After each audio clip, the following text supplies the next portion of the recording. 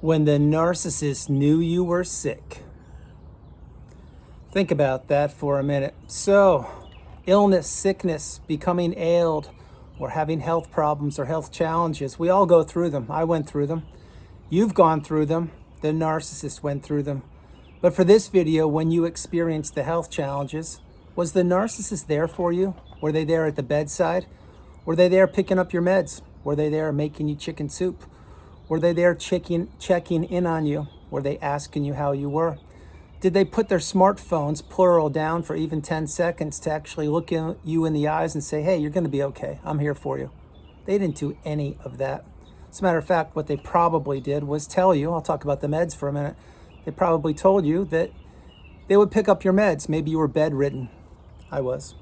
And maybe the people that you were leaning on to help support you told you they would do it. And did they do it? Well, maybe they did, but they did it in their time. They didn't do it when you needed the meds. Maybe the meds were time sensitive. And the person you're considering who turned out to be a parasite, yes, the narcissist, maybe they didn't fully fill your prescription. Or maybe they claimed that the drugstore, whatever it was, the pharmacy was closed, or they got stuck in traffic, whatever it was, and you had to go through a night of discomfort, to say the least. That's just one example. Another example is, let's say that you were ill or you got sick. Let's just say that you broke your leg, or you broke a bone in your body or something, or you had to have some kind of procedure. Let's say for this example, it wasn't a big procedure, but it was a procedure, something you didn't want to go through. Well, what would happen? Well, the narcissist would look at you differently. They would say, wait a minute, you're actually injured? I don't get injured. You're injured? I'm not going to help you out. You're injured? Yeah, this is exactly who you are. You're pathetic. You're weak. You're never going to heal properly. Now, would they say things like that? Maybe. I personally heard things like these. You will never walk again. After knee surgeries, no one ever heals properly. I would be very careful with having procedures. Things about things like that. Now, you may say, well, maybe the narcissist was considerate for you. Wrong, wrong, and wrong. You see, what the narcissist does is they plant seeds in your mind. And when you are ill or you are sick, let's say, or you have a broken bone, or you have to have a procedure or a surgery, and that can lead all the way from there to the common cold, anywhere in between. The narcissist doesn't want to see that. They don't want to deal with it. They don't have to want to be there to help you out. Your job was to help the narcissist out. Their job was to not help you out. Now, again, you didn't know that. You weren't taught this in school. So how could you realize that the person you fell in love with or were committed in a relationship with actually had disdain for you? And they would not be there to help elevate you and help you heal. I'm not talking about the healing path from narcissism. I'm talking about being sick. Let's just take a common cold or the flu or the bug, whatever you want to call it. Let's say that happened to you. And yeah, it happened to me a few times. Well, what would the narcissist do? They would say, I don't get sick. I don't know what you're talking about. I haven't been sick in years. I don't get sick. Now, you may pause and think, oh my God, they did say that. Well, they did. And the reason why is because they were trying to will it into fruition. They were trying to will the words into believing that they won't get sick. What the narcissist doesn't know is that we all get sick. And we all leave the planet when the time is up for us. That's why the narcissist continues to scour the earth. That's why they continue to slither all over the planet looking for what is known as supply. And once somebody gets ill or sick or has a medical challenge or concern, or even something like a common cold, the narcissist isn't going to be around there. Watch this one. Let's go back to the common cold. Maybe you had one or a couple. What would they say? They would say, wait, I don't want to catch that cold. I'm just going to leave you alone for a few days, and when you're better, just call me or text me and we can connect then. Now, of course, they wouldn't say the word connect. That's my word. Their word would say, yeah, I'll text you when you're better, or text me when you're better, or whatever it was. Now, when they did that, when they told you, hey, I don't want to get sick, so you just take your time and recover, and when you're better, we'll get together, or whatever they would say, something like that, you would be thinking, wow, they're really considerate. They actually care about me. They want me to get better, and they're giving me the time and the space, wink, wink, to heal and to get strong again. Not even close. That's not what they were thinking. What they were thinking was this. That is your problem. Your problem is your problem. My problems are your problem. You solve my problems. I don't do anything, including lift a finger to help you out to solve your problems. That's what they were thinking. That's part one. Another part of what they were thinking when you told them that, or they told you that, was this. OMG. The supply, which was you, and it was me, they're sick. They're going to be bedridden for a few days. What does that mean? OMG. It means hall pass. It means I can go out and really lavish up the new supplies, plural. I can go out dancing till 2 a.m. I can go spying, stalking, grooming, tricking, trapping. I can disappear. And you know what? The other person, which was you, and it definitely was me, you're bedridden. So usually you're knocked up with meds, or you're knocked out, or you're not as strong or clear in the mind as you would be. Of course, when you're in the narcissistic relationship, you're anything but clear. But what I'm sharing is you didn't know back then what you know now. And what you were doing was actually giving the narcissist time to find your replacement. Now, back then you didn't know it. I didn't either. Now I know it, and I see it crystal clearly. You see, people's actions mean more than their words. Actions speak louder than words. And when somebody who claimed that they loved you, maybe even walked down the aisle and married you, is MIA, which means they're nowhere to be found when you're ill or sick or have a health challenge, that tells you a lot about them. Think about what I'm mentioning to you. Everything isn't how it appears to be on this planet. You're understanding that more and more. Everyone isn't who they appear to be on this planet. You now know that. At the top of that list is, yes, the narcissist. At the opposite end of the spectrum of the narcissist is you. You are a true blue empath. Many people out there are beginning to embrace the word empathy or empath. Truth be told, and please play this part of the video hundreds of times. In all my years of wisdom and experience and life experience and doing everything I've done, this is long before I met the narcissist and up into and including this very moment, the word empath or empathy, I had not heard that much at all. Now, I am an empath, and I've let it be known that publicly for almost 6 years. I am one. If you are one, you know what I'm talking about. But what I'm sharing here for this part of the video is, if you pay attention to the content that you're consuming, the shows that you're watching, the programs that are being created, the word empathy is showing up an awful lot. Why do you think that is happening? It's because it's real. It's because it exists. It's because it is scarce. It is because it is rare. When you are a real, legitimate empath, and I know, I get it. Many people don't even want to use the word. Well, if you don't want to use the word empath, why are you using the word narcissist? I hope you understand what I'm sharing with you. It is yin, yang, black, white. It is darkness and light. It is negativity and positivity, narcissism and empathy. So I'm going to finish this thread of this thought process right here. The word empath or empathy is really being used now. There are public companies that actually use that in their slogan. And those people are wise, because I'm not saying that those people are using the word empathy or empath or empathetic are empaths. I have no idea. What I do know is they are spreading the word and people are researching it. You see, the word narcissism was undiscovered years ago. Now everybody uses it. It's overused, truth be told. And guess what's next up on cue? Ding, ding, ding. It's empathy. Yes, it is. So if you have even a shred of empathy, that shred is way more than the narcissist will ever have. And the narcissist knows this. This is why the narcissist wants to punish people for having things that they don't have.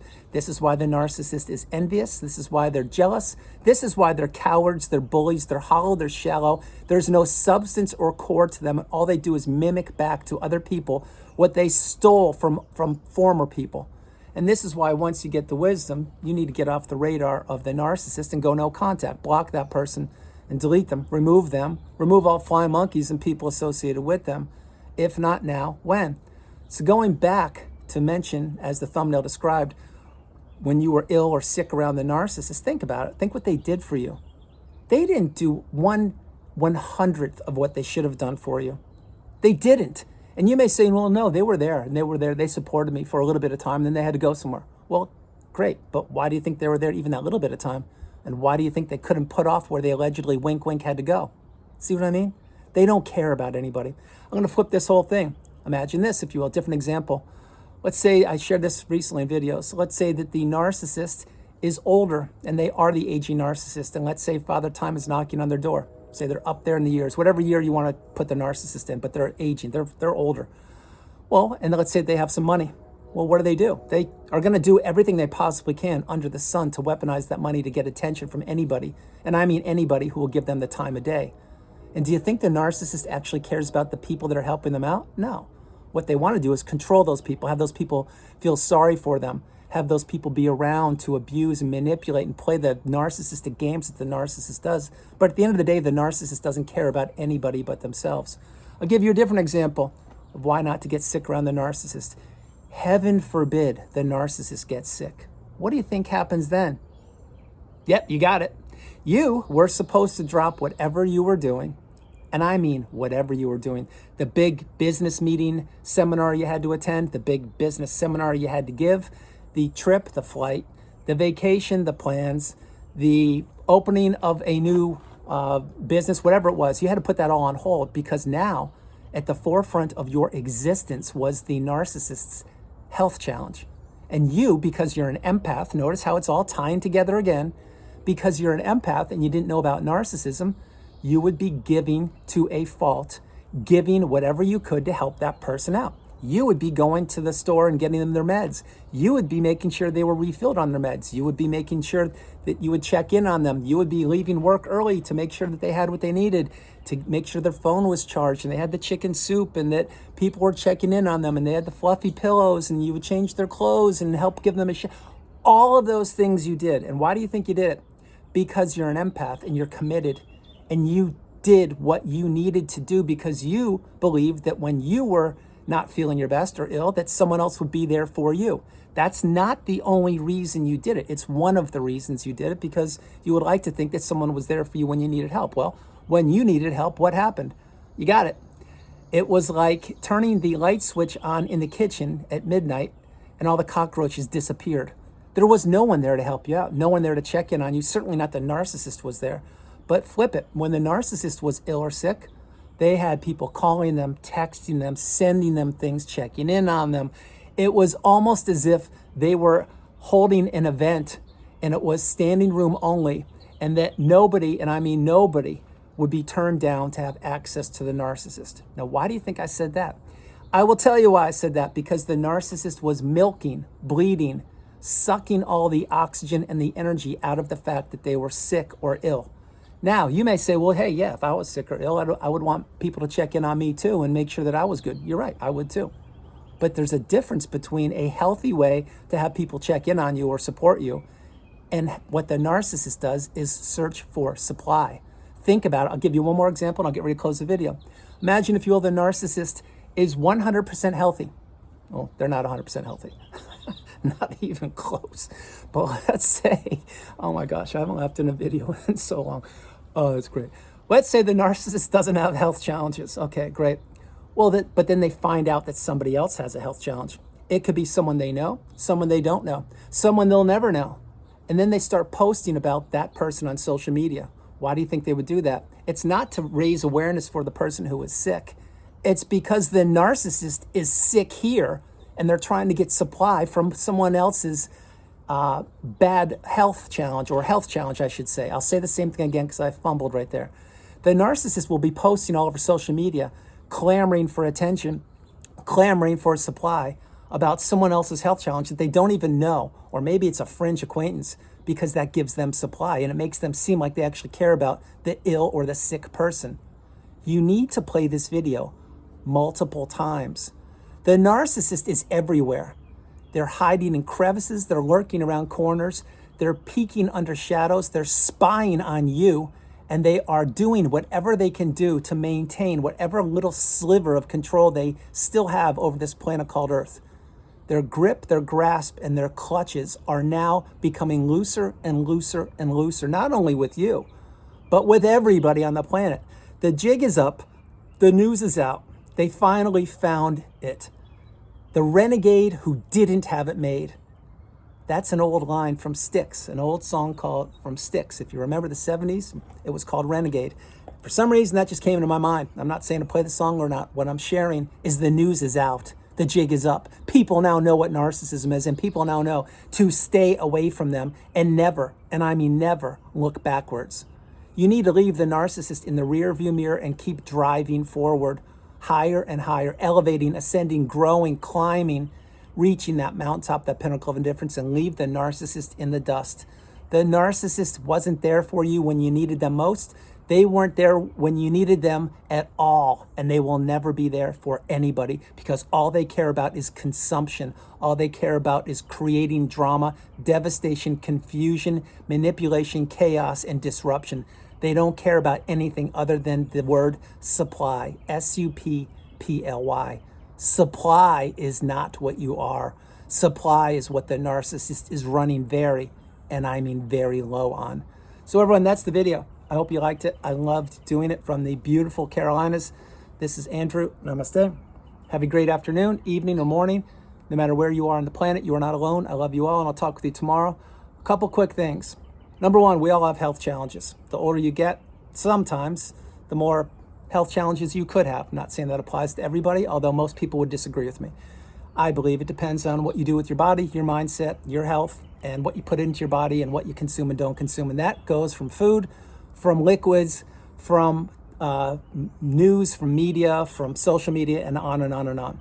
There is an abundant space in this planet for you, just like there's one for me, and it's called the mountaintop, the pinnacle of indifference. Number two, I'll share this. The narcissist, when you were sick, they were smirking, they were laughing, they were joking, they were sneering, and they were saying, oh my gosh, I knew if I stayed around them long enough, they would have a health challenge. Now they have one. I have an excuse to go groom the new supplies, and I will leave this person left to take care of themselves. And that's what they do. That's why you need to get away from these people as fast as you can and as far away as possible. I love you all, and I'll talk to you tomorrow. Bye, everybody. Bye.